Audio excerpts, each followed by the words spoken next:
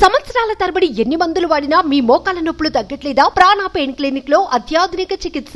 ఏపీలో అధికారంలోకి వచ్చిన కూటమి సర్కార్ కీలక నిర్ణయాలు తీసుకుంటూ ముందుకు సాగుతుంది. మేనిఫెస్టోలో ఇచ్చిన హామీలను అమలు చేయడంతో పాటు పెండింగ్ లో ఉన్న ప్రాజెక్టులను పట్టాలెక్కిస్తున్నారు చంద్రబాబు. గత టీడీపీ హయాంలో ప్రారంభించి వైసీపీ హయాంలో పక్కన పెట్టిన వాటిపై తిరిగి దృష్టి సారిస్తున్నారు. తాజాగా రాష్ట్రంలో పేద ప్రజలకు రాష్ట్ర ప్రభుత్వం శుభవార్త అందించింది.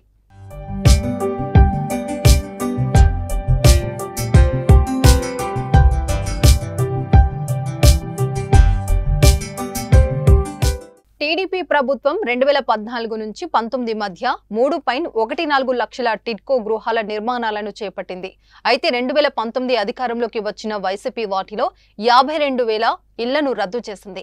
వీటిలో 2.62 లక్షల ఇళ్లను పూర్తి చేస్తామని చెప్పగా ఎన్నికల సమయానికి 1.45 లక్షల ఇళ్లనే లబ్ధిదారులకు అప్పగించింది. మిగిలిన 1.17 లక్షల గృహాలను పూర్తి చేయాల్సి ఉంది. దీంతో వాటిని తొందరగా పూర్తి చేయాలని ప్రభుత్వం నిర్ణయించింది.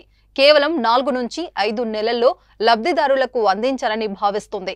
మొత్తం 5,070 కోట్ల రుణాలు ఇచ్చేందుకు హడ్కో గ్రీన్ సిగ్నల్ ఇచ్చినట్టు తెలుస్తుంది. రాష్ట్ర వ్యాప్తంగా ఇప్పటి వరకు టిడ్కో ఇళ్లు ఎంతవరకు పూర్తయ్యాయి, ఏ దశలో ఉన్నాయి, ఈ పెండింగ్ టిడ్కో ఇల్లు పూర్తి చేయడానికి ఎంత ఖర్చు అవుతుందనే వివరాలను నివేదిక రూపంలో అందజేయాలని హడ్కో అధికారులు కోరారు. దీనిపై ఇప్పటికే కసరత్తు పూర్తి కాగా మరో 2 రోజులలో నివేదికను హడ్కోకు అందించబోతున్నారు. గతంలో నిధుల కోసం హడ్కోను 2 ఏళ్ల పాటు వైసీపీ సంప్రదించగా ఫలితం రాలేదని, నిధులు మంజూరు చేయలేని టీడీపీ శ్రేణులు చెప్తున్నారు.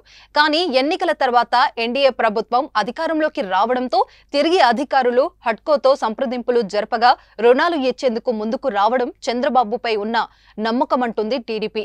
ఏదేమైనా పేద ప్రజల ఇల్లు తొందరగా పూర్తి చేసి వారికి అందిస్తే అభినందనీయమే అని అన్నారు.